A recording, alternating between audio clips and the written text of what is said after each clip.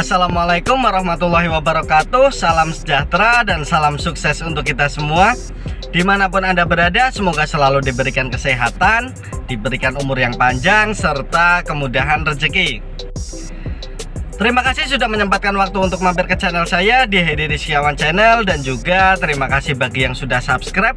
Bagi yang belum, silahkan klik subscribe, karena satu klik dari Anda itu akan menjadi penyemangat bagi saya untuk membagikan video kembali seputar kendaraan Mitsubishi. Pada video kali ini saya akan memberikan tutorial cara mengemudi mobil Matic pada Mitsubishi Expander.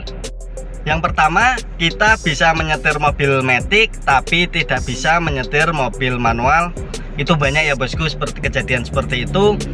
Dan ada juga Anda bisa menyetir mobil manual tapi tidak bisa nyetir mobil Matic. Anda termasuk kategori yang mana?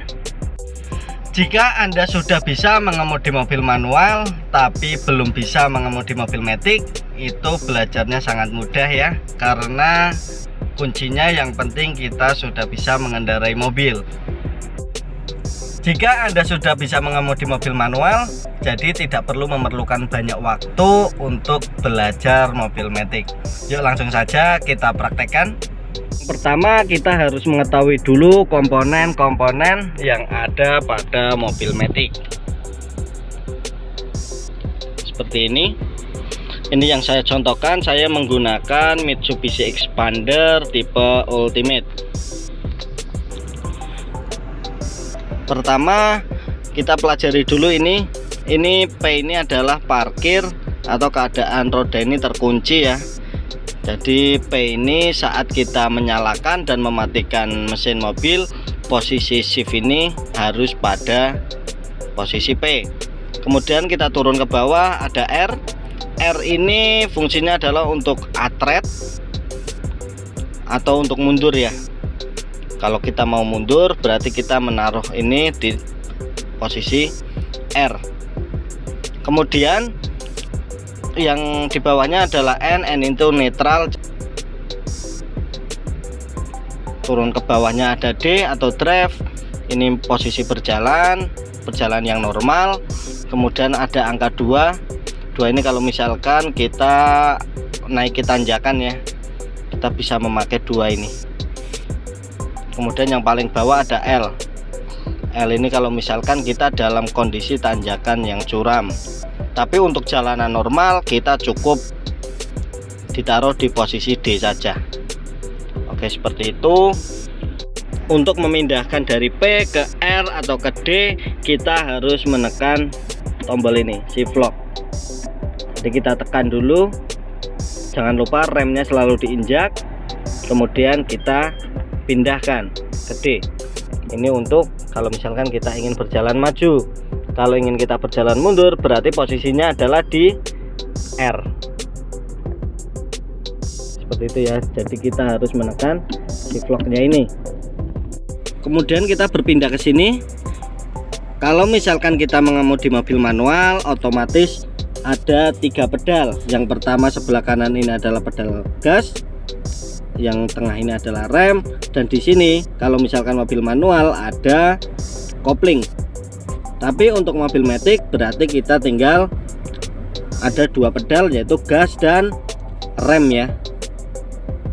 Nah, salah satu kesalahannya yang untuk pengemudi mobil Matic awalan, biasanya kaki kanan nginjak di gas, kaki kiri nginjak di rem. Itu adalah kesalahan. Jadi tetap kalau misalkan pakai manual, kaki kirinya adalah menginjak kopling dan kaki kanannya untuk gas dan rem. Begitupun dengan Matic, walaupun ini cuma ada 2 pedal, yang bekerja cuma 1 kaki, yaitu kaki kanan untuk untuk injak gas dan juga injak rem kalau misalkan kita ingin mengerem. Jadi tidak boleh, tidak dianjurkan untuk injak kaki kanan di gas, kaki kiri di rem.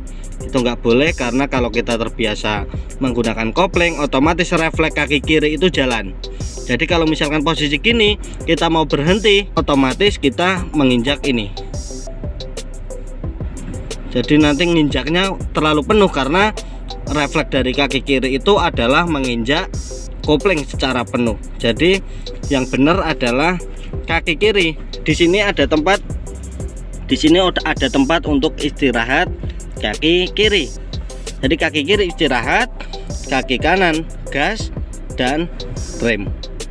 Seperti itu. Jadi nanti kalau misalkan kaki kirinya ini, kalau kita tidak terbiasa, otomatis kaki kiri akan refleks terus. Tapi kan dia di sini, gerak-geraknya di sini, jadi tidak menginjak apapun, cuma menginjak tempat untuk beristirahat kaki kiri. Seperti itu ya bosku. Langsung saja kita coba. Oke, langsung saja kita praktekkan ya bosku. Kita nyalakan dulu. Pertama kita tekan 2 kali, baru kita injak rem, baru kita start. Ini sudah nyala. Karena kita mau mundur, berarti nanti posisi ini tak pindah ke R ya, tak pindah ke R. Yang pertama injak dulu, untuk remnya kita injak, kita pindah ke R. Ini nggak perlu kita gas, ini sudah mundur. Jadi kita kaki kanan stay di rem saja. Kalau misalkan terlalu cepat, kita tinggal rem. Ini nggak perlu kita gas, mobil sudah berjalan mundur. Tapi kalau ada sedikit tanjakan, baru kita bantu dengan sedikit gas.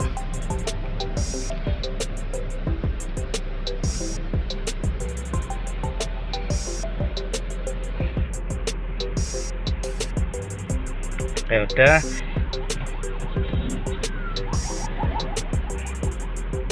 kita maju, berarti posisi ini kita pindah ke D.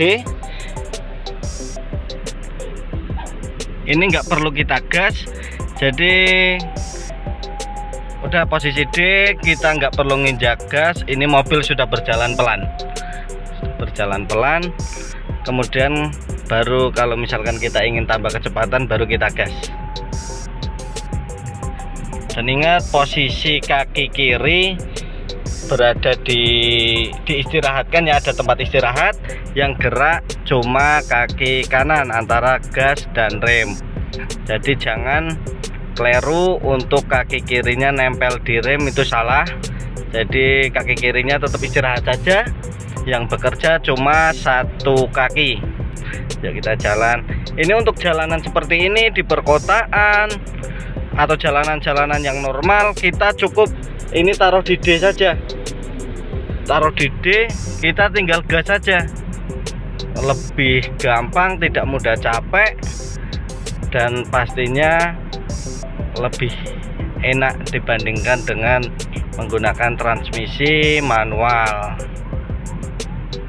Ini tetap tak D terus. Saya jadi nggak tak pindahkan ke 2 ataupun ke L, tetap D terus kalau untuk jalanan yang normal seperti ini.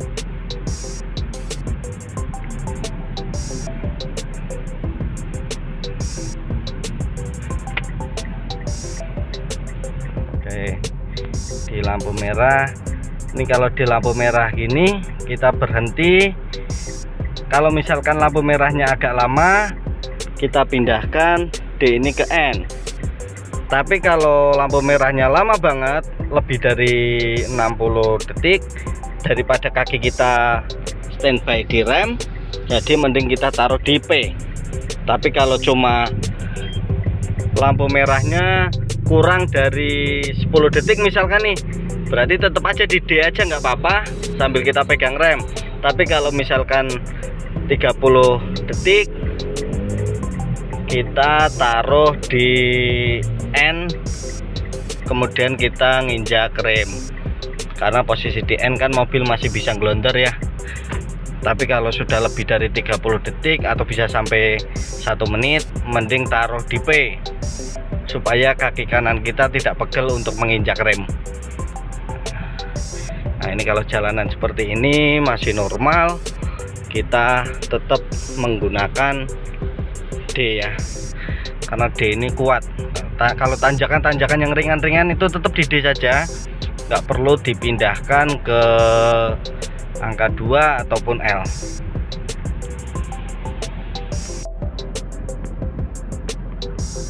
Sekarang misalkan kita berhenti di tanjakan nih,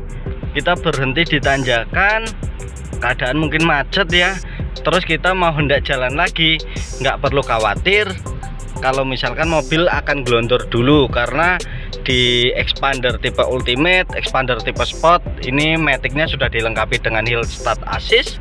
Jadi ada waktu antara perpindahan rem ke gas itu mobil akan tertahan selama 3 detik, jadi tidak glondor. Perpindahan antara perpindahan kaki dari rem ke gas itu tidak membuat mobil glondor ya, karena ada hill start assist seperti itu. Jadi kalau kita sudah belajar matic seperti ini, kalau kita sudah bisa, itu lebih enak, kaki tidak capek, kemudian jalannya juga bisa ini apa namanya, stabil.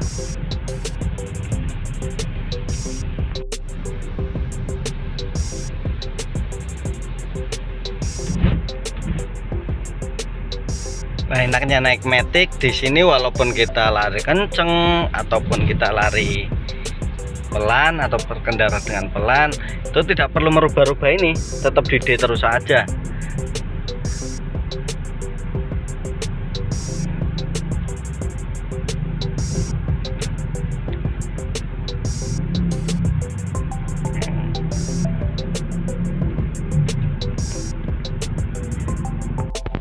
Oke, kita sudah sampai.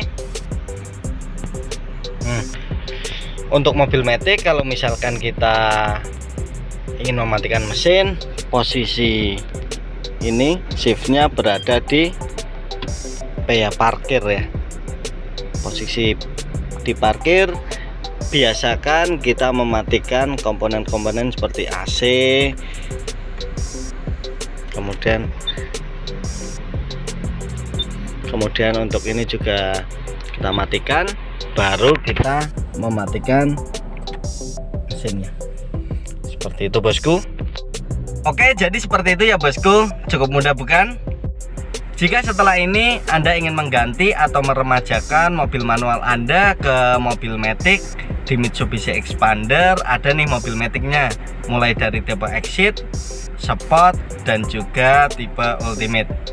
Untuk pemesanan Mitsubishi Expander, Anda bisa langsung menghubungi saya, Heri Rizkiawan, di nomor 081 22 530 2828. Terima kasih sudah menonton video ini sampai selesai. Salam sukses dan salam sejahtera untuk kita semua.